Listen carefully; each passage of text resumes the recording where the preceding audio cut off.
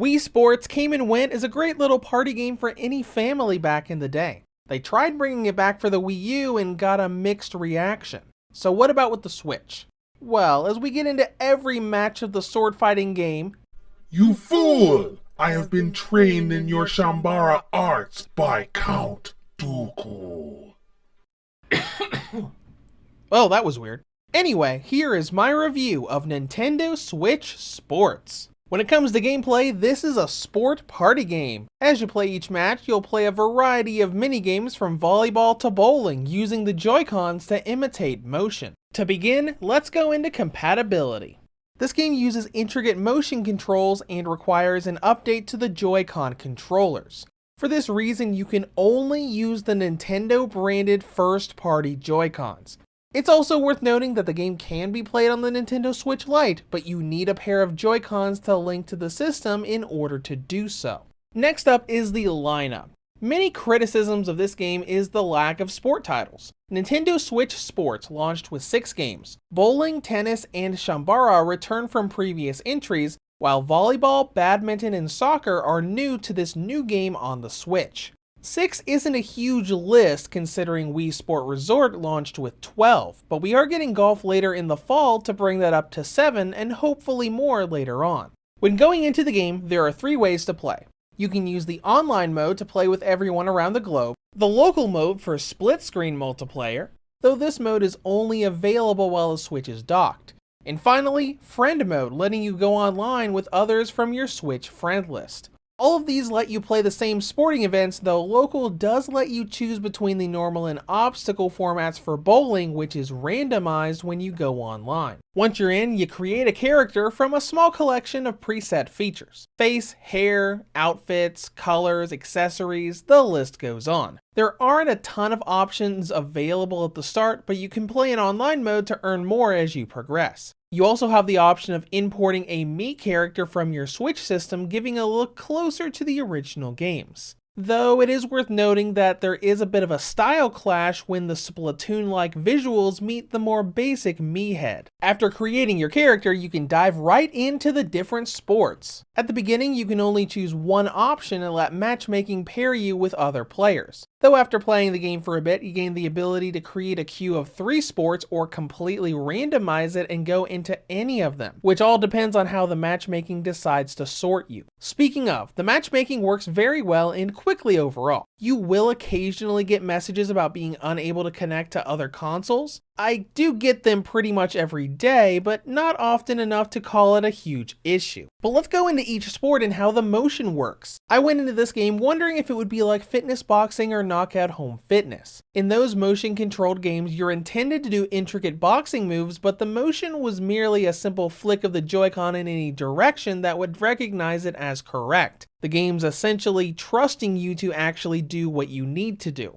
But Switch Sports is a lot more intricate. When you go into Shambara for sword fighting, you center the motion and it will follow the Joy-Con in whatever angle you hold it. And that's good, as the game has you sword fighting with guarding and slashing in different directions, not that different from the motion control option for Skyward Sword HD. Many of the other sports are just as intricate and impressive with the detail. Tennis and badminton have you doing flicks in different directions for hitting the ball in that direction. Even bowling that has an easy to do arc in your arm can't be overridden and done with a flick. When I tried that from a chair on stream last week, it was pretty obvious that if you didn't do the full arm swing, the spin of the ball would reflect that going very slowly. But I found the most interesting two were volleyball and soccer, or football if you're in Europe. Volleyball is very easy to do, but far more timing based than all the others. When you pitch, bump, or spike, the speed and angle of the ball is determined by precise timing. Hit it too early or too late and it won't move as well when your partner goes to pass or spike. And soccer is a complete change from what Wii Sports has been for the past 16 years. Almost all of the sport games have been the player moving automatically, but really just being still and doing a simple action when needed. But in soccer, you're thrust into a fully 3D plane to run around with the analog sticks moving you and the camera, chasing the massive Rocket League-sized ball. It may not always feel like the inputs are correct in the timing with all the low gravity and you and your opponent both hitting the ball around the same time, but it's very different from everything the series has done before. Overall, I was pretty impressed with how well and intricate the motion works. There were random misses here and there, particularly with Soccer and Shambara, but they didn't come up all that often. But there is more to the game than just playing a sport. There is a progression and leveling mechanic. Every week, the game has been receiving new item sets for the creation characters. Titles, outfits, hairstyles, etc. Every time you get through a match, you earn experience towards leveling up. You even get a decent amount of XP when you lose a match. Each level requires the same amount of points, and when you level up, you choose an item set and you'll get something random from it. Collect everything in a set and you'll earn its special outfit. But there are two catches here. First of all, each set is only available for a couple weeks. If you get the game late or don't play enough to get everything, you'll lose out on it when the timer hits 0, unless they reintroduce the old sets later on. Second, progress is only earned if you're playing the online global mode. This didn't really bother me, as online is pretty much the only way I play the game, but it's worth noting that your local matches with buddies and family won't earn XP towards the new items. Though on the bright side, cosmetics aren't the only replay factor. Each sport has a ranked mode you can unlock by playing it enough, and it's a rank system that's pretty forgiving. You have tiers, and as you win matches you get a ton of XP for the next rank, while losing a match doesn't really bring you back that far. At least in the early game. I haven't actually gotten up to rank C, B, or A yet.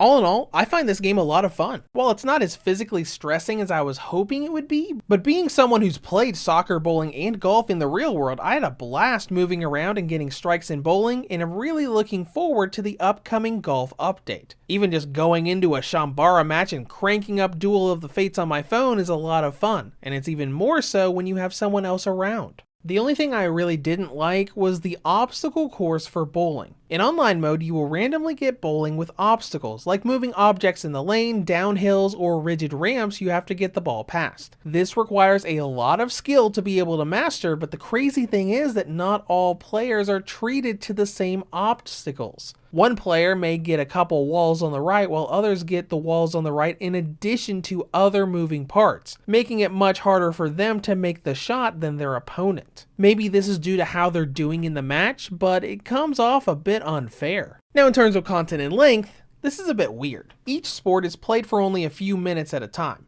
but let's take a look at what I've done. Across learning the game and earning all of the items currently available in the item sets up to the Fox outfit, it took me about 12 to 15 hours, give or take, but it will really depend on how much you plan on playing the game. I'm personally gonna have this replace Fitness Boxing 1 as my morning wake up and get moving exercise, but that's just me. Next up is presentation. Switch Sports has a bit of a Splatoon look to its design. It is very smooth, colorful, and animated. Whenever I moved the camera around during a soccer match, I just liked looking at all the background elements and how pretty everything is. Performance is great as well. Pretty much locked at 60 FPS the entire time, there weren't many times I encountered any drops. With that out of the way, let's go into battery life. The original model gets a range of 3 hours and 10 up to 3 hours and 18. The Switch Lite gets a range of 3 hours and 33 up to 3 hours and 45. The Red Boxer V2 model gets a range of 4 hours and 35 up to 4 hours and 52. And the OLED model gets a range of 4 hours and 51 up to 5 hours and 24. In conclusion, the Sports series has come back and is now available for the handheld world as well. Now on the downside, the roster of games is a bit lacking at launch and the special bowling feels a bit unfair at times. But if you don't mind having Switch Online to get new cosmetics, it's a fun party game to get you moving and enjoy the sporting world. Reviews to Go rates Nintendo Switch Sports an 8.5 out of 10. If you have any comments or questions, feel free to leave them below. Thank you for watching and have a great day.